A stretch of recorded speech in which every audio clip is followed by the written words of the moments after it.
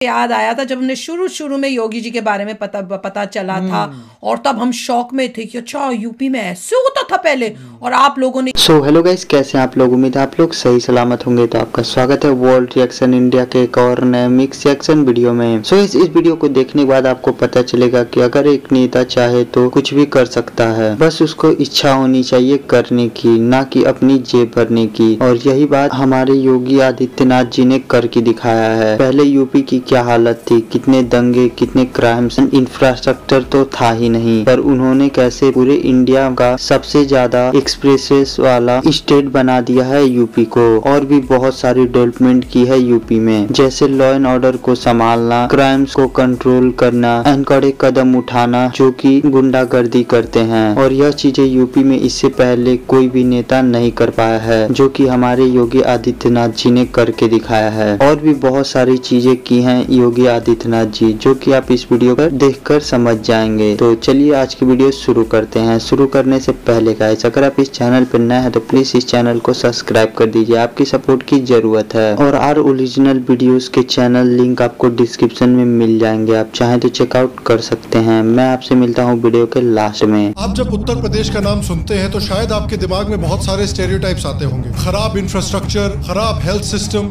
High unemployment, ऐसे लोग जो बहुत पढ़े लिखे ना हो, लॉ एंड ऑर्डर की सिचुएशन बहुत खराब, कम्युनल टेंशंस, और ना कोई बिजनेस ना कोई इंडस्ट्री। इसे यूपी के सरकारी अस्पतालों की बदहाली कहेंगे या मानवता की।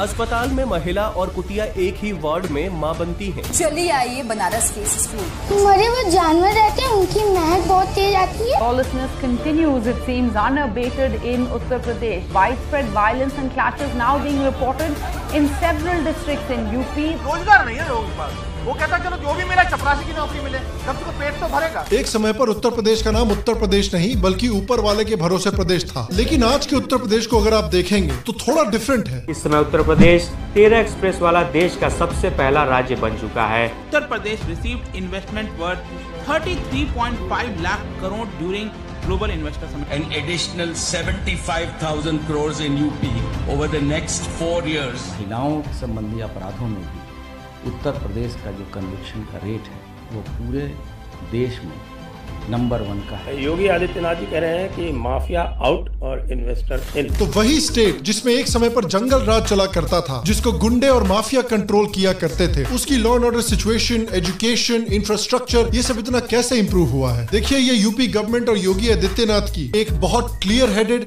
डिटर्मिन्ड और लॉन्ग टर्म थिंकिंग का नतीजा है। तो आइए आज बात करते हैं कि उत्तर प्रदेश ने कैसे अपनी काया पलट की है। हेलो और शाम शर्मा शो के इस एपिसोड में आपका बहुत बहुत स्वागत है। मैं हूं सेकुलरिज्म का सीईओ शाम शर्मा, और आप सबको एक सेकंड प्रणाम। आपको शायद याद ही होगा कि उत्तर प्रदेश की एक समय पे कितनी बुरी हालत हुआ करती थी। इसको जंगल राज कहा जाता था। यही है मायावती जी का जंगल राज। करप्शन इतनी बुरी थी, पुलिस के ऊपर इतनी बुरी तरह से पॉलिटिशियंस का कंट्रोल था कि पुलिस का इस्तेमाल जर्नलिस्ट को परेशान करने में किया जाता था। A journalist who posted on Facebook about a UP minister's illegal activities burnt alive by policemen during a raid on his house. Another journalist who exposed dubious land deals tied to a motorcycle dragged several meters and then beaten. No arrests have been made in either case. The minister concerned hasn't even been questioned. Caste based politics पे पूरा state चलता था, और ये caste based divide and rule policy police पर भी इस्तेमाल की जाती थी। अलग अलग माफिया का गवर्नमेंट पे इतना इन्फ्लुएंस था कि जो गवर्नमेंट ऑफिसर्स इस माफिया को इन्वेस्टिगेट करते थे, उनकी नौकरी चली जाती थी। Greater Noida SDM Durga Shakti Nagpal, who had in the past few weeks started a campaign against the sand mining mafia, has been suspended. UP के टॉप पुलिस ऑफिसर्स अपनी नौकरी छोड़ते थे, ये कह के कि यूपी की टॉप पॉलिटिकल लीडरशिप पूरी तरह से करप्ट है। The senior IPS officer in Uttar Pradesh has lashed out at Chief Minister Mayawati. He has accused her of being corrupt and fears that he will be targeted for speaking out against the government. लेकिन आज का UP उस तरह के जंगल राज से काफी different दिखता है। तो इस काया पलट के एक एक पहलू को ठीक से देखते हैं। पहला पहलू है इंफ्रास्ट्रक्चर। आपको तो पता ही है कि यूपी बिहार जैसे स्टेट्स की एक इमेज थी कि भाई इनमें इंफ्रास्ट्रक्चर नाम की कोई चीज ही नहीं है। इन स्टेट्स की सड़कों पे गाड़ी चलाना मतलब चांद की सतह पे गाड़ी चलाना। लेकिन योगी आदित्यनाथ की गवर्नमेंट का पहला बड़ा फोकस रहा है इंफ्रास्ट्रक्चर डेवलपमेंट पे, खासकर हाईवेज और एक्सप्रेसवेज। एक समय पर जब इंफ्रास्ट्रक्चर की इतनी बुरी हालत थी, उससे आज ये हालत है कि उत्तर प्रदेश में पूरे देश में से सबसे ज्यादा एक्सप्रेसवेज है। ऑलमोस्ट 3000 किलोमीटर से भी ज्यादा के एक्सप्रेसवेज बने हुए हैं। और इन एक्सप्रेसवेज का फायदा यह है कि जो ट्रैवलिंग टाइम है विद इन द स्टेट वो ड्रास्टिकली रिड्यूस हो जाता है और लोगों के बिजनेसेस के महत्वपूर्ण पैसा और समय दोनों बचते हैं। दूसरा फोकस RRTS और एयरपोर्ट्स। तो गवर्नमेंट का फोकस ना सिर्फ लॉन्ग डिस्टेंस ट्रैवलिंग बल्कि इंटरसिटी ट्रैवलिंग में भी काफी फोकस है। गवर्नमेंट ने अनाउंस किया है कि यूपी के 12 शहरों में मेट्रो रेल डेवलप की जाएगी। उसके ऊपर से इन मेट्रो और RRTS प्रोजेक्ट्स में ऑलमोस्ट 3000 करोड़ रुपए इन्वेस्ट किए जाएंगे। RRTS होती है regional rail rapid transport system. ये समझो अगर मेट्रो और बुलेट ट्रेन की शादी हुई और उससे जो बच्चा निकला वो एक तरह से RRTS है, जो कि शहरों के बीच की ट्रैवलिंग का टाइम काफी रिड्यूस कर देता है। रेल के साथ साथ एयरपोर्ट्स को भी डेवलप किया जा रहा है। जो एयरपोर्ट्स एक समय पे सिर्फ 25 to 30 रूट्स के होते थे वो अब ऑलमोस्ट 80 to 90 रूट्स के एयरपोर्ट्स बन गए हैं। छोटे से छोटे शहर भी एयरपोर्ट से कनेक्ट किए जा रहे हैं। अयोध्या में तो एक full scale international airport develop हो रहा है जिसका नाम है मर्यादा पुरुषोत्तम श्री राम इंटरनेशनल एयरपोर्ट। अगला फोकस है गवर्नमेंट का हिंदू रिलीजियस प्लेसेस को डेवलप करना और उसमें एक टूरिज्म इकोनॉमी डेवलप करना। स्टेट गवर्नमेंट ने दिसंबर 2020 में एक department of religious affairs develop की थी जिनका गोल है यूपी के अलग अलग रिलीजियस साइट्स को एक प्रॉपर टूरिज्म हब में डेवलप करना। फॉर एग्जाम्पल जो राम मंदिर कॉम्प्लेक्स डेवलप हो रहा है, जो काशी विश्वनाथ कॉरिडोर डेवलप हुआ है और उनके साथ साथ और भी साइट्स डेवलप की जा रही हैं जैसे कि मथुरा, नैमिषारण्य, चित्रकूट, विंध्याचल और गोरखपुर। गोल है कि इन रिलीजियस प्लेसेस को भी एक टूरिज्म हब में डेवलप किया जाए जिससे कि काफी सारा टूरिज्म का पैसा भी उत्तर प्रदेश में आए। आपको पता है काशी में टूरिज्म कितना बढ़ गया है?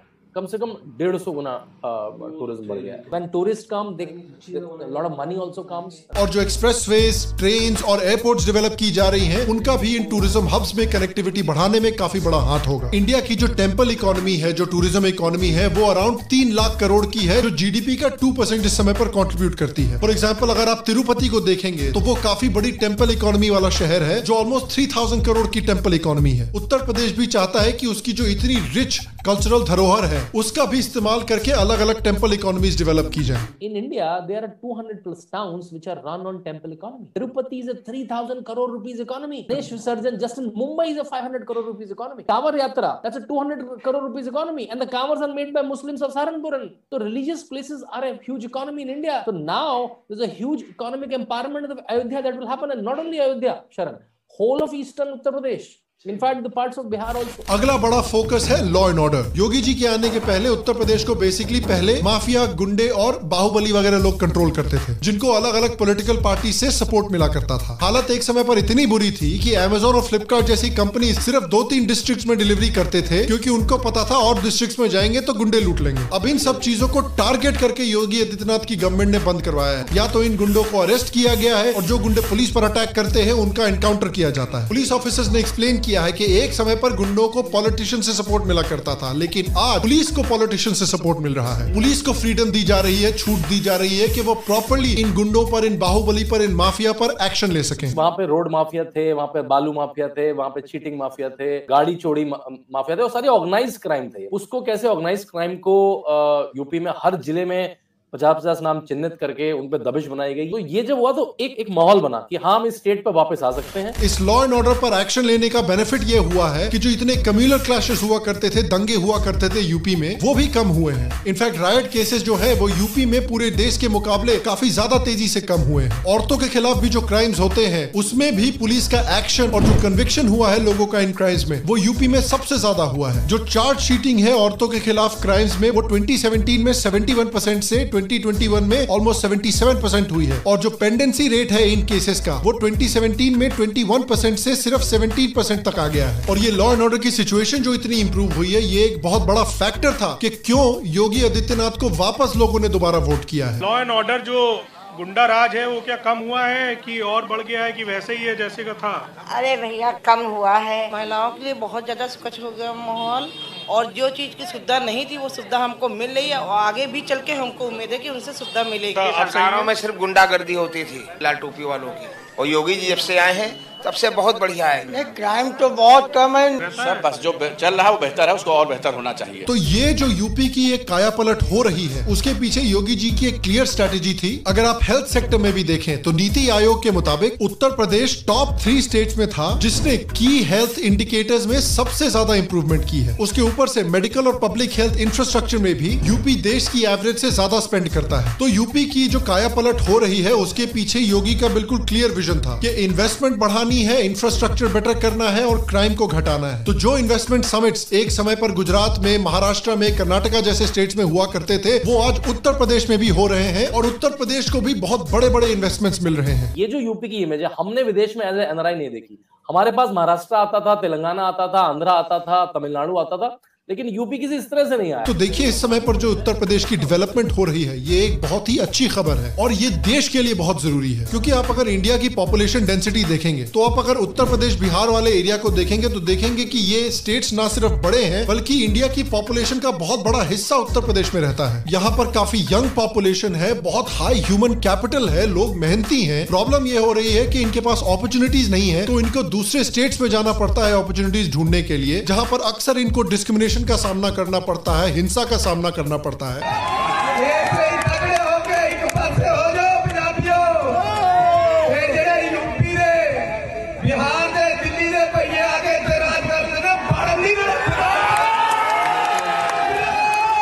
और अच्छे पेइंग जॉब्स भी नहीं मिल पाते हैं इनको और इससे सोशल टेंशन भी क्रिएट होती है दूसरे स्टेट्स में। अगर इनको जॉब्स के लिए, इकोनॉमिक अपॉर्चुनिटीज के लिए अपनी स्टेट नहीं छोड़नी पड़ेगी, अपने स्टेट्स में ही ये अपॉर्चुनिटी मिल जाएंगी, तो ये इनके लिए और उत्तर प्रदेश स्टेट के लिए बहुत अच्छी खबर है। क्योंकि देखिए हिस्टोरिकली भी उत्तर प्रदेश का पॉपुलेशन काफी हाई रहा है लेकिन जीडीपी में जो कॉन्ट्रीब्यूशन है वो रिलेटिवली लो रही है पॉपुलेशन के मुताबिक। उसके ऊपर से यूपी अगर 100 रुपए टैक्स भरता है तो 333 रुपए गवर्नमेंट से लेता है, यानी एक खाऊ स्टेट है अनफॉर्चुनेटली। तो इसलिए अगर यूपी को गुजरात और महाराष्ट्र जैसा स्टेट बनाना है कि ये लोग नेट कंट्रीब्यूटर हैं ना कि नेट टेकर हैं, तो बहुत सीरियस चेंजेस लाने पड़ेंगे उत्तर प्रदेश स्टेट में और यही योगी गवर्नमेंट करने की कोशिश कर रही है। जब यूपी 17 से 18% पॉपुलेशन कंट्रीब्यूट करता है और 8 और 9% जीडीपी में कंट्रीब्यूट करता है तो ये गैप अच्छा नहीं है हमारे लिए। और हम लोग इतना से ईटिंग स्टेट है, योगी आदित्यनाथ ने कहा है, तो हमें अपनी जीडीपी को आगे लेके जाना चाहिए। क्योंकि देखिए अगर आप यूपी की पॉपुलेशन डेंसिटी ही देखें तो काफी क्लियर हो जाता है कि यूपी आगे बढ़ेगा तो देश आगे बढ़ेगा। और खैर बिहार,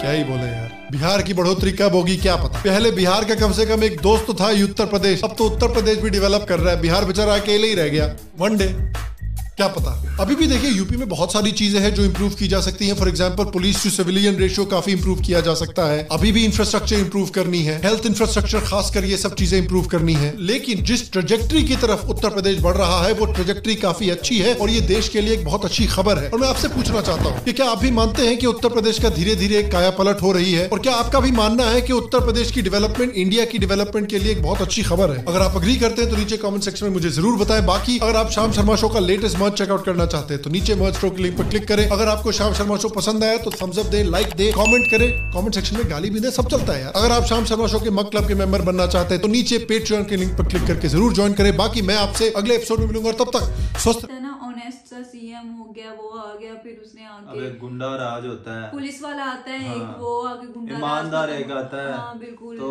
वो बिल्कुल सब मतलब सबका उसका पहला मिशन यही होता है कि जो गुंडा राज है उसको खत्म करना है। तो मुझे सुधार देता है, बिल्कुल ऐसे ही देखने को मिला है मुझे तो लाइव बिल्कुल पता चल रहा है सीरियस में, सच में ऐसा हुआ है। जैसे यूपी पहले था, दंगे फसाद होते थे, लॉ को फॉलो नहीं था किया जाता, अनएम्प्लॉयमेंट वगैरह वगैरह बहुत कुछ थे मसले मसाइल। राजनीति का राज था ना उस वक्त। पॉलिटिक्स जो मतलब पॉलिटिशियंस जो थे वो कुछ भी नहीं, लेकिन अब उल्टा हम वीडियोस बना रहे होते हैं भाई ये प्रोजेक्ट उत्तर प्रदेश में स्टार्ट हो गया है, ये चीजें आ रही हैं, ये एक ना काफी वीडियोस बनाई हैं RRTS पर हमने वीडियो बनाई है भाई, बहुत ही प्यारी चीज है। रोड वगैरह बन गए और काफी हर चीजें एक डेवलपमेंट की तरफ। जिस तरह यूपी के हालात थे ना, हम बाकी भी स्टेट्स हैं उनके भी जो है ना वो है चीफ मिनिस्टर है, सीएम है, लेकिन आपको किसी के नाम का भी नहीं शायद पता नहीं होगा। पता नहीं भैया, तो बात करने का मकसद ये कि ये एक ऐसी स्टेट थी जिसको जो है ना वो बहुत ज्यादा